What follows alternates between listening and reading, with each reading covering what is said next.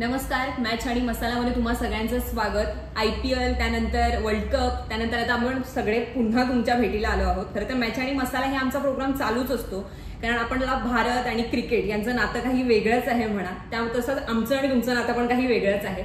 त्यामुळे आपण क्रिकेटचे अपडेट घेऊन नेहमी समोर येतो. आता आज तुमच्या समोर यायचं कारण म्हणजे इंडियाची टीम अनाऊन्स झाली आहे श्रीलंकेसाठीच्या टूरसाठी. नक्कीच T20 आणि ODI या दोन्ही टीम्स आपल्या समोर आहेत. खरं तर कॅप्टन्सी हा या सगळ्या गोष्टीमध्ये चर्चेचा विषय ठरतोय, कारण रोहित शर्माने ज्यानंतर T20ची कॅप्टन्सी सोडली त्यानंतर बहुचर्चित असं नाव म्हणजे हार्दिक पांड्या. पण खरं तर हार्दिक पांड्याकडनं कॅप्टन्सी हुकलेली आपल्याला पाहायला मिळते. त्याच्या मागचं नेमकं कारण काय, या सगळ्या चर्चा आपण करणारच आहोत. त्यासाठी माझ्यासोबत आहेत शशांक.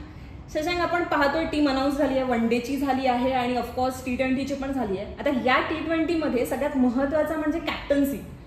ती आपण हार्दिक पांड्याकडे आपण बघत होतो, म्हणजे आपल्या सगळ्यांना अपेक्षित तेच होतं, कारण त्याचा वर्ल्ड कप मधला परफॉर्मन्स म्हणा किंवा ऑल ओव्हर सगळ्या गोष्टींमध्ये.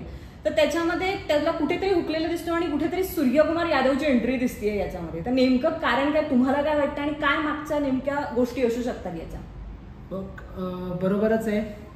विषय असा आहे ना की हार्दिक पांड्या कॅप्टन वाटत होता, कारण की त्याने आतापर्यंत तसा परफॉर्म केलाय. IPL मध्ये एकदा त्याने IPLचा किताब जिंकलाय, दोनदा फायनलला घेऊन गेलाय आणि तो मधल्या मॅचेसमध्ये कॅप्टन राहिलाय T20चा, जेव्हा रोहित शर्मा अनअवेलेबल असायचा. त्यामुळे तोच कॅप्टन असेल असं वाटत होतं. पण एकदमच सगळं सूत्रच फिरल्यासारखी दिसत आहेत. गौतम गंभीर जसा कोच झालाय तसं संपूर्ण टीममध्ये काही महत्त्वाचे आणि मोठे बदल पाहायला मिळतात. आणि त्यानुसारच आता सूर्यकुमार यादवला संधी दिली आहे. सूर्यकुमार यादवला संधी देण्यामागे वेगळी कारण आहेत. पण पहिला आपण जर विचार केला की हार्दिक पांड्याकडून हे संधी का नाही, तर त्याचा विचार करायला गेलं तर कुठेतरी त्याचा इंजरी हा खूप मोठा विषय आहे. की हार्दिक पांड्याची इंजरी, ज्याला आपल्याला जी वर्ल्ड कप ODIचा वर्ल्ड कप कॉस्ट झाला त्याच्यामुळे, म्हणजे हार्दिक पांड्या ऐन टायमाला इंजर्ड झाला. त्यामुळे मेन मॅचेसमध्ये आपल्याकडे फायनलमध्ये चांगला बॅट्समन नव्हता हार्दिक पांड्याच्या रूपात, आणि त्यामुळे इंजरी हा त्याचा एक मोठा पार्ट आहे. त्यामुळे तो कायमच अवेलेबल संघासाठी कसा असतो, किती असतो हे महत्वाचं आहे. त्याच्यामुळे कॅप्टन असा असावा जो कायमच अवेलेबल असेल संघासाठी आणि सर्वोपरी मदत करेल अशी. त्यामुळे कुठेतरी मग हार्दिक पांड्याला इथे विश्रांती दिली गेली असं म्हणू शकतो. आणि दुसरं कारण म्हणजे IPL जिथून आपण मॅच आणि मसाला सुरुवात केली, तिथे आपल्या सुरुवातीपासून ते विषय होते. हार्दिक पांड्याची कॅप्टन्सी आली रोहित शर्माकडून मुंबई इंडियन्सकडे, आणि ती कॅप्टन्सीमध्ये हार्दिक पांड्या खास कामगिरी करू शकला नाही. कॅप्टन म्हणून तो तिथे फेल ठरला. तेच T20 वर्ल्ड कप मध्ये मात्र कॅप्टन नसताना हार्दिक पांड्या खूप चांगली कामगिरी केली. त्यामुळे हार्दिक पांड्या कसा प्लेअर ज्यावर कॅप्टन्सीचं बर्डन नसावं आणि तो फ्री माइंडेड खेळावा अशी रणनीती असू शकते गौतम गंभीर आणि सर्व टीम मॅनेजमेंटची. म्हणून कदाचित त्याच्याकडून त्याला ही विश्रांती दिली गेली असेल आणि त्याला एक टीममध्ये मेन सदस्य म्हणून ठेवलं असेल इन्स्टेड ऑफ कॅप्टन, असं असू शकतं. आणि सूर्यकुमार यादवचा कॅप्टन करण्यामागे फक्त एक कॅच नाहीये. पहिलं तर काही लोकांना वाटतं कॅच पकडले आणि कॅप्टन झालेला आहे, असं नाहीये. सूर्यकुमार सध्या बरेच दिवस T20चा नंबर 1 बॅट्समन होता. आता तो नंबर 2 ला गेला असला तरी त्याची कामगिरी कमालच आहे. वर्ल्ड कपमध्ये त्याने चांगली कामगिरी केली. प्लस त्याची कॅप्टन्सीचं जर म्हणायला गेलं तर इतके दिवस तो मुंबई इंडियन्समध्ये खेळत असताना रोहित शर्माच्या कॅप्टन्सीखाली T20 फॉर्मॅट खेळतो. त्यामुळे त्याची खूप सारी मेहनत झालीच आहे. प्लस मुंबईच्या रणजी संघासाठी त्याने खूप चांगली कॅप्टन्सी केलेली आहे. त्यामुळे त्याला कॅप्टन्सीचा चांगला अनुभव आहे. प्लस तो एक चांगला बॅटर आहे जो टीमला पुढे घेऊन जाऊ शकतो शेवटपर्यंत. अटॅकिंग पण खेळू शकतो, डिफेन्स पण खेळू शकतो. त्यामुळे तो एक बेस्ट सध्या पर्याय होता. त्याच्याशिवाय मला म्हणाल तर पर्याय बुमराह एक होता, पण शक्यतो बॉलर्स इंडियामध्ये जास्त आतापर्यंत कॅप्टन झालेले नाही आहेत. त्याला कारणं वेगवेगळी असू शकतात, पण सध्या तरी बुमराह आणि सूर्यकुमार यादव हे दोन चांगले पर्याय होते हार्दिक पांड्यानंतर रोहित शर्माच्या T20 फॉर्मॅटमधून रिटायरमेंट नंतर. त्यामुळे त्यांनी सूर्यकुमार यादवला चान्स दिलाय. आणि कुठेतरी गौतम गंभीरचा एक सॉफ्ट कॉर्नर असंही म्हटलं जाते, कारण की सूर्यकुमार यादव कायम सांगत असतो की त्याला संधी देणारा गौतम गंभीर आहे. गौतम गंभीर जरा KKR मधून सगळ्यात पहिल्यांदा संधी दिली, त्याच्यानंतर तो मुंबई इंडियन्समध्ये आला आणि पुढे इतका चमकदार कामगिरी केली. त्यामुळे गौतम गंभीरला त्याच्यावर विश्वास आहे. आणि हे चांगलं यासाठी की गौतम गंभीर यांच्यावर विश्वास ठेवतो, चांगली कामगिरी करतातच. म्हणजे ते झालं आपण IPL मध्ये सुनील नारायणला वर पाठवलं त्याने आणि त्यानंतर त्याने कामगिरी केली. मिचेल स्टार्क असेल ज्याने इतका खराब कामगिरी करून त्याला शेवटपर्यंत नेलं आणि शेवटी KKRला कप जिंकवणे त्याचं महत्त्वाचं योगदान होतं. त्यामुळे गंभीरच्या जी काही स्ट्रॅटेजी आहे त्यावर आपण सध्या तरी डाऊट नाही घेऊ शकतो. ती स्ट्रॅटेजी आतापर्यंत चांगली झाली आहे, तीच चालेल असं वाटतंय. त्यामुळे हार्दिक पांड्याला विश्रांती देऊन सूर्यकुमारला कॅप्टन केले ते फेअर इनफ असं म्हणू शकतो आपण. बरोबर, हेही म्हणू शकतो. आणि त्याबरोबर आता ह्या टीम जर बघितल्या तर मला आणखी एक मुद्दा विचारावासा वाटतोय. खरं तर दोन्हीही मध्ये उपकप्तानीची जबाबदारी शुभमन गिलकडे दिली आहे. खरं तर वर्ल्ड कपमध्ये त्याला अगदी स्थानही कुठेतरी नव्हतं, पण असं असून सुद्धा त्याच्या खांद्यावर जबाबदारी टाकण्याचं नेमकं कारण काय आहे?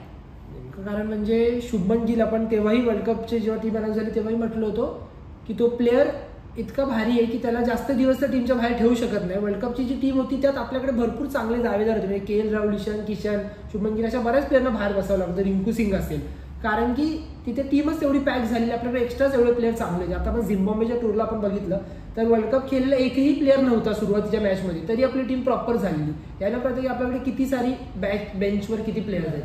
त्यामुळे शुभमन गिल तर चांगलाच प्लेअर आहे, आणि प्लस पुढे भविष्य टीम इंडियाचं जे बघितलं जाते आता, विराट कोहली आणि रोहित शर्मा सारखे प्युअर बॅट्समन रिटायर झाले T20 मधून. त्यानंतर जर प्युअर बॅट्समन म्हटलं तर KL राहुल, शुभमन गिल हेच आहे, कारण की ऋषभ पंत, हार्दिक पांड्या असे, सूर्यकुमार यादव हे बॅट्समन आहेतच, पण त्यांची बॅटिंग अटॅकिंग आहे. पण एक प्युअर बॅट्समन जो बोलतो आपण, जसा रोहित शर्मा, विराट कोहली, सचिन तेंडुलकर त्यांच्या टायमाला होते, तसे प्लेअर म्हटलं तर KL राहुल, शुभमन गिल आहे. त्यामुळे KL राहुलला पण इथे टीममध्ये संधी दिली आहे आपण जर बघितलं तर. त्यामुळे शुभमन गिलला संधी द्यायचीच होती. शुभमन गिलची कॅप्टन्सी सध्या तो IPL मध्ये आता गुजरात टायटन्सची कॅप्टन्सी करतोय. त्याने त्याच्या स्थानिक संघातून खेळतानाही चांगली कामगिरी केली, त्यामुळे त्याला फ्युचर अजून बघितलं जात आहे.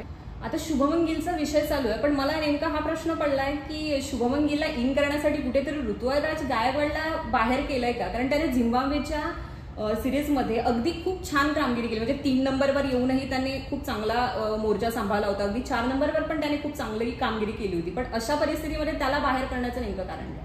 आता नेमकं कारण तर ऑफकोर्स टीम मॅनेजमेंट, गौतम गंभीर यांनाच माहिती असावं. आपण जरी विचार केला तर तू बरोबर बोलतेस, ऋतुराज गायकवाडनं खूप चांगली कामगिरी केली झिम्बाब्वे विरुद्धच्या मॅचेसमध्ये. प्लस आता जे IPL झाले ती CSK कडून कॅप्टन्सीच्या अंडर असतानाही त्याने चांगली कामगिरी केली होती. म्हणजे त्याचे काय काय तर गेम इतके भारी होते की सुरुवात इतकं हळू करायचं, पण नंतर कधी कळायचं नाही तो 70-80 रन कधी केलेले नाही, इतकी त्याने चांगली कामगिरी केली आहे. तो प्लेअर हळूही घेऊ शकतो, तिचं अटॅकिंगही खेळू शकतो, अगदी सूर्यकुमार यादव सारखा. पण तरी पण त्याने इथे संधी नाही दिली. तर सध्या तरी बघितलं गेलं तर ऑफकोर्स शुभमन गिलचं जसं मगाशी मी त्याला एक्सप्लेन करताना गेलं की तो एक प्युअर बॅट्समॅन आहे, तो भरपूर त्याने चांगल्या मॅचेस खेळल्या, म्हणजे गाबाचा ती इंटरनॅशनल मॅचेस मोठ्या मोठ्या मॅचेसमध्ये मोठी कामगिरी केली, त्यामुळे त्याला संधी देणं भागच होतं. आणि ऑफकोर्स कुणाला तरी संधी देण्यासाठी कुणाला तरी बसवावं लागणारच आहे, आणि त्यात कोणतं जास्त कारण नाही त्यांनी शोधलेलं की त्यालाच का. ऋतुराज गायकवाडची जागा आणि शुभमन गिलची जागाच एकच होती, जिथे तिथे त्यांना कॉम्प्रोमाइज करावं लागलं. प्लस श्रेयस अय्यरला पण टीममध्ये घ्यायचं एक कारण आहे, मध्ये सेंट्रल कॉन्ट्रॅक्ट त्याच्याकडून रणजीला खेळल्यामुळे काढून घेण्यात आलं होतं, मग श्रेयस अय्यरला पण टीममध्ये घ्यायचे, तो ODI टीममध्ये आहे, त्यामुळे मग तिथे पण ऋतुराज गायकवाड नव्हता बसत आणि इकडे शुभमन गिलच्या जागी. त्यामुळे ह्याला माझं काय मोठं असं कारण नसावं. शुभमन गिलला खेळायला संधी द्यायची, KL राहुल, श्रेयस अय्यर यांनाही कुठेतरी संधी द्यायची, या सगळ्यासाठी कोणाला तरी थांबावं लागेल. तर तो ऋतुराज गायकवाड असेल. याच्या मागे जे संजू सॅमसनच्या बाबतीत होत होतं तसंच कुठेतरी ऋतुराज गायकवाडबद्दल झालं. आता आपण ODIच्या टीमचा जर विचार केला तर याच्यामध्ये कुठेतरी जडेजाला बसवलेलं असं पाहायला मिळतं. नेमकं नवीन चेहऱ्यांना संधी दिलेली पाहायला मिळते, ज्यामध्ये वॉशिंग्टन सुंदर, रेहान पराग आणि खलील अहमद यांसारखे असे प्लेअर दोन्ही टीममध्ये पाहायला मिळतात. तर त्यांचा नेमका परफॉर्मन्स कसा असणार आहे, काय होईल नेमकं, कशी समीकरणं जुळून येतील याच्यामध्ये काय वाटतं?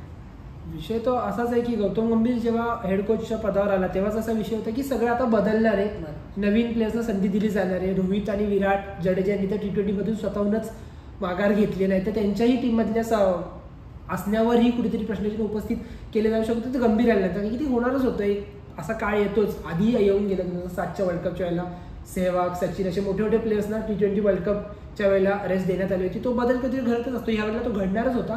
पण त्याआधीच रोहित शर्मा, विराट कोहली आणि जडेजाने स्वतःहून T20 मधून माघार घेतली. आणि जडेजाचं म्हणशील तर ODI स्क्वॉडमध्ये जडेजाचं नसणं हा एक प्रश्न उपस्थित करण्यासारखंच आहे. चॅम्पियन्स ट्रॉफी काही दिवसांवरच, काही म्हणजे महिन्यांवर चालेल, पुढच्याच वर्षीच्या सुरुवातीला असणार आहे. त्यासाठीच हा सगळा खटाटोप चाललाय. ती ट्रॉफी आपल्याला परत मिळवायची ICCची, आणि त्यासाठी विराट आणि रोहित शर्मा तर ODI टीममध्ये आहेतच, पण तिथे जडेजाही असायला हवा होता. पण परत जसा विचार केला तर T20 वर्ल्ड कपमध्ये आपले सगळेच प्लेयर चांगले खेळले, त्यामुळे जडेजावर जास्त कुठे म्हणजे त्याच्यावर जास्त कामगिरी करण्याची त्याला मौका नाही मिळाला. त्यामुळे कुठेतरी त्याची कामगिरी झळकली नाही.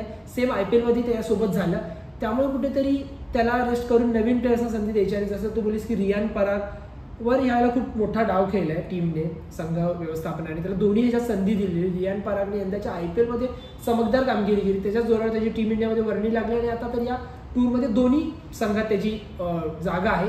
अंतिम 11मध्ये तो ODI मध्ये खेळणं थोडं अवघडच आहे, तरी पण इन टीम आहे 15मध्ये, ही मोठी गोष्ट आहे. आणि त्यामुळे रियान पराग हे मोठं कारण असू शकतं जडेजाच्या मागे. रियान पराग आणि वॉशिंग्टन सुंदर दोघे ऑलराऊंडर आहेत, दोघांची कामगिरी ही जडेजा करतो तशीच आहे.